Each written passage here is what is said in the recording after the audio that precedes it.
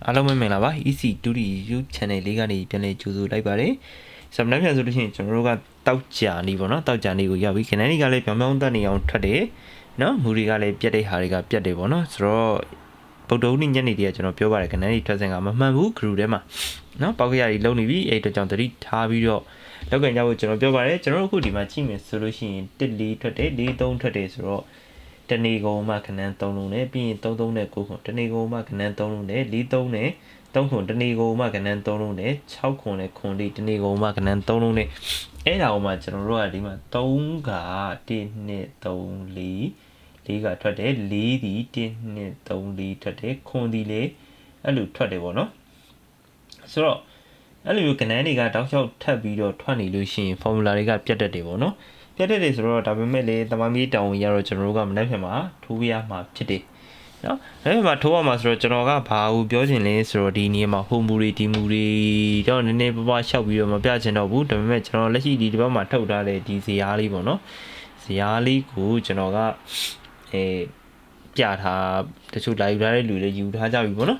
ဆိုတော့အဲ့ဇာတ်လေးကိုပဲနည်းနည်းပေါ့ကျွန်တော်တို့ဒါလေးကိုပဲကင်ပြီးတော့အဲ့မှာစိတ်ဝင်စားစရာကောင်းတဲ့ဟာလေးကိုကျွန်တော်ပြမယ်ပေါ့နော်ဆိုတော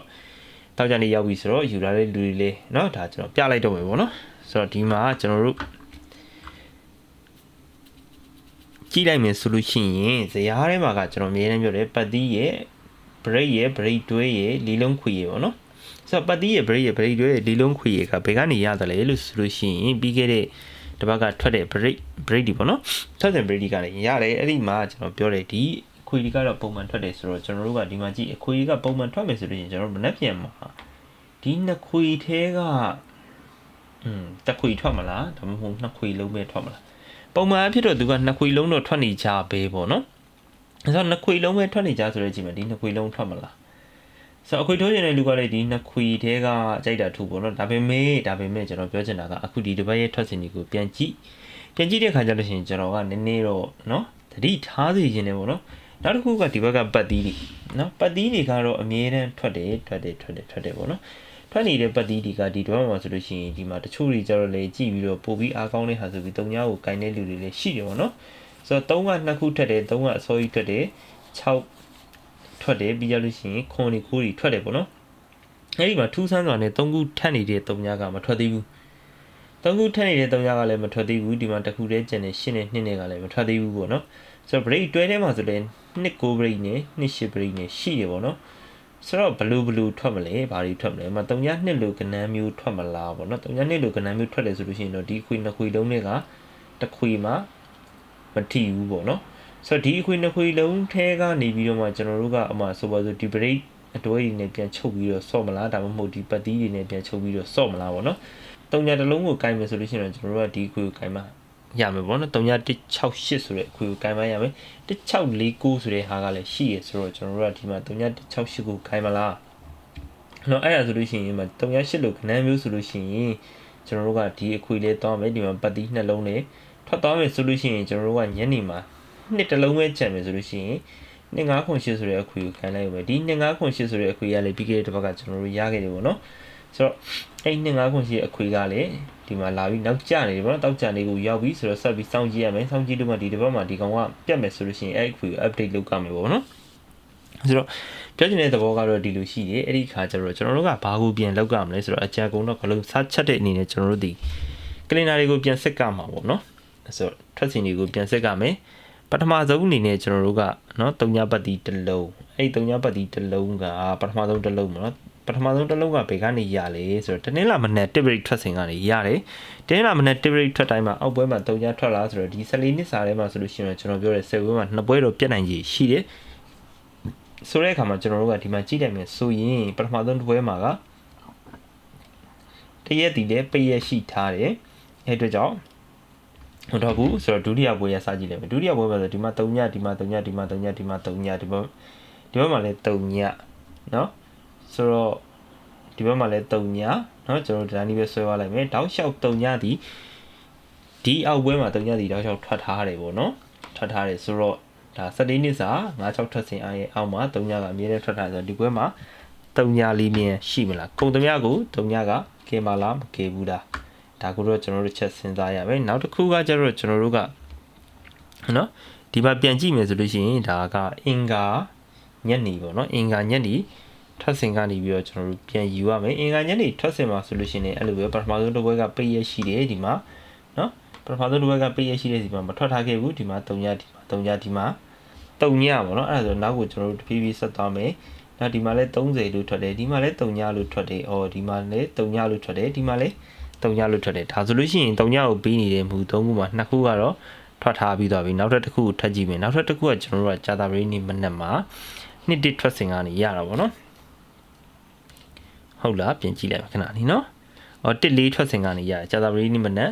1 4ထွက်စဉ်ကနေရတာပေါ့နော်ဆိုတော့ကျွန်တော်ဒီနားလေးမှာအကုန်လုံးကိုစုထားတယ်ပေါ့နော်ဆိုတော့1 4ထွက်စဉ်ကနေရတဲ့အခါကျတော့1 4မှာကျတော့ဒီရှိမှာ3ညထွက်တယ်ဒီမှာ3ညထွက်တယ်ဒီတစ်ပွဲမှာမထွက်ဘူးပေါ့နော်ဒီတစ်ပွဲမှာမထွက်ဘူးဒီမှာထွက်တယ်ဒီမှာထွက်တယ်ပေါ့နော်ဆိုတော့ဒါဆိုလို့ရှိရင်ကျွန်တော်တို့ကဒီဘက်တွေကိုကြည့်လိုက်မယ်ဒီဘက်ဒီမှာလည်း3ညတီတောက်လျှောက်ထွက်တယ်ဟောဒီမှာပိတ်ရရှိတဲ့တစ်ပွဲမှာမထွက်ထားဘူးနော်အဲ့ဒီခါကျတော့ကျွန်တော်တို့ကဒီပွဲမှာ3ညကလာကူလာရမယ့်ပုံစံမျိုးပေါ့ဗျာနော်ဆိုတော့ဒီမှာဆိုလို့ရှိရင်ကျွန်တော်တို့ဘယ်နှပွဲရှိလဲတစ်ပွဲနှစ်ပွဲ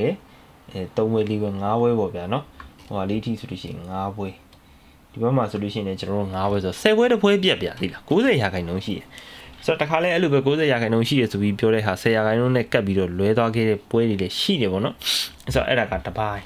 ပြီးရင်ကျွန်တော်တို့ရဲ့2508ဆိုတဲ့ကိစ္စပေါ့နော်2508ဒီတောက်ကြမနက်3ည8ဆိုတဲ့ဒီ8 rate ထွက်စဉ်ကနေရတာ3ည8ထွက်စဉ်ကနေရတာဆိုတော့ဒီမှာ8ဒီမှာ8ပြီးကြလို့ရှိရင်ဒီမှာ9တို့8နှစ်တို့ထွက်တယ်ပြီးကြလို့ရှိရင်ဒီမှာကျွန်တော်တို့8ထွက်တယ်ပေါ့နော်ဒါဆိုရင်ကျွန်တော်တို့ဒီဘက်ကိုကြည့်မယ်ဒီဘက်ကိုကြည့်မယ်ဆိုလို့ရှိရင်ကျွန်တော်တို့ကဒီမှာ2508တွေကဒီမှာ85ထွက်တယ်ပြီးကြလို့ရှိရင်ဒီမှာ85ထွက်တယ်ပြီးဒီမှာ85ထွက်တယ်ပေါ့နော်85တော့ကတော့တောက်ကောင်းနေသေးတယ်ပေါ့နော်ဆိုတော့ကျွန်တော်တို့ဒီမှာဆိုလို့ရှိရင်2508တွေကဒီမှာ9ထွက်တယ်ဒီမှာ8ထွက်တယ်ပေါ့နော်ဒါဆိုလို့ရှိရင်ကျွန်တော်တို့ကဒီဘက်ကိုကြည့်လိုက်မယ်ဒီဘက်ကိုကြည့်လိုက်မယ်ဆိုလို့ရှိရင်ဒီမှာ2508ထဲကဆိုလို့ရှိရင်ကျွန်တော်တို့ဒီမှာ25လို့ထွက်တယ်ဒါဆိုရင်ဒီမှာ2508ကထွက်မှာလားအဲ့တစ်ပိုင်းရှိတယ်ပေါ့နော်ဆိုတော့2508ဒီတစ်ခုနော်ဟောဒီ2508ဟောဒီ2508ကထွက်မှာဒါဆို3168ကိုကြည့်ကြမယ်3168ကကျတော့တင်းလာမနက်ထွက်စဉ်ကနေရတယ်တင်းလာမနက်ထွက်စဉ်ကိုကျွန်တော်ပြန်သွားမယ်နော်တင်းလာမနက်ထွက်စဉ်ကဒီမှာရောက်ပြီဒါဆိုလို့ရှိရင်3168တဲ့3168ကကျွန်တော်တို့ကဒီမှာဆိုလို့ရှိရင်ဒီမှာနော်ဒီမှာ16လို့ထွက်တယ်ဒီမှာ18လို့ထွက်တယ်ဒီမှာ61လို့ထွက်တယ်